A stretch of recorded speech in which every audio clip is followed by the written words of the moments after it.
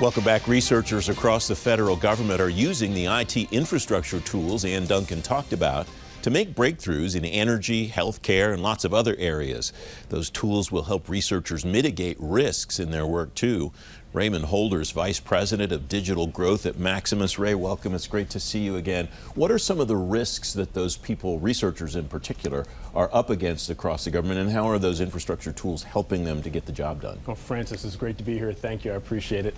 Yeah, so when you look at researchers, there are a host of things that they have to do.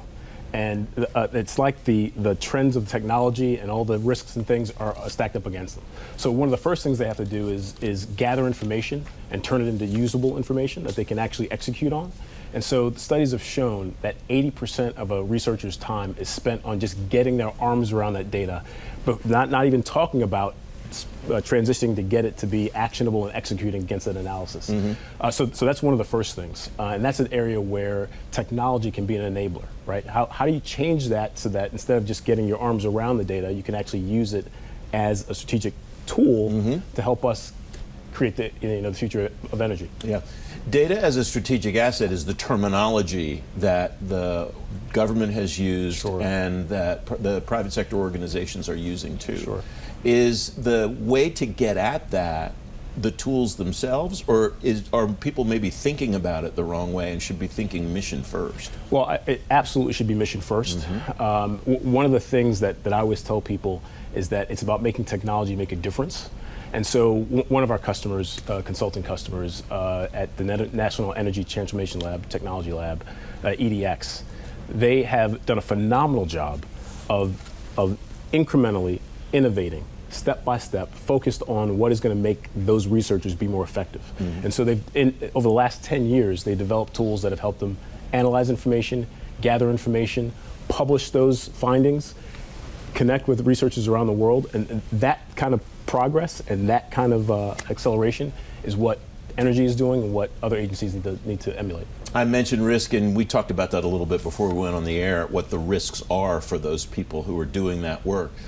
What are they able to do to mitigate those risks themselves, the researchers, and what's up to the technology team that supports them, that works with them, collaborates with them to help them mitigate? Sure. So there's a few things. One is, just from an enterprise perspective, you got to create a secure, scalable infrastructure. If you've got thousands of researchers and there are thousands of people registered for the Energy Data Exchange, you've got to have a secure infrastructure that they can stand up their tools, they can use the tools, they can share the information in a way that you know is not going to leak, is going to make sure it's compliant with all the privacy regulations and rules.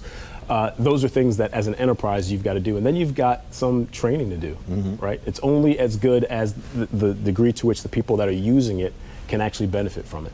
And so it's kind of you look at it from both sides. One of them is from an enterprise, create that infrastructure with security baked in, and then on the other side, focusing on the users and the researchers and what they really need to do. How do you measure success in an area like this, Ray? How does one know we're secure enough, we've mitigated risks enough? Because that whole risk management framework is challenging, I guess, to know we've stomped them all out. That's almost not the point, a lot of risk management experts tell me. Sure. I mean, at some point, you're never going to be, quote, secure enough. Right. You can be as secure, it's just like being healthy. You can't be healthy, you can be healthier, right? But it's not an end point.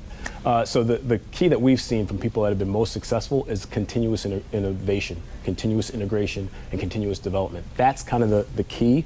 If you start small, you think big, and you incrementally improve, as long as you've got a secure infrastructure and you've got an environment that you can play and experiment with things, and you know nothing is going to leak, you know it's secure, it meets all the requirements, then you're heading the right path. It's like I talked about with Ann a moment ago, there's not really an end point, as she described about modernization, there's not really an end point to this either, it sounds like. There isn't, and I encourage people, attack the status quo. You know, I mean, if you're a sports fan, you kind of inherently know this, that if your team has its stars that are pushing 40 and the rest of the team is in their 20s, there's some inherent risk something might go wrong.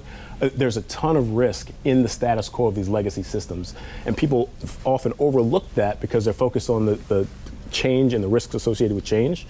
But attack that status quo, start small, and iteratively, incrementally iterate, and make sure you do it in a secure way. Only about 20 seconds left, but there's more risk a lot of times, people say, in leaving things the way they are than there is in changing systems, right? Yeah, there absolutely is. And if you look at the recent legislation, the infrastructure bill, there are huge goals. Trying to be carbon net neutral by 2050, that's huge. And the only way you're going to get there is by making sure you're constantly moving forward, doing it securely, and attacking that status quo. Ray, it's great to talk to you again. Thanks for your time today. It's a pleasure to be here. I appreciate it.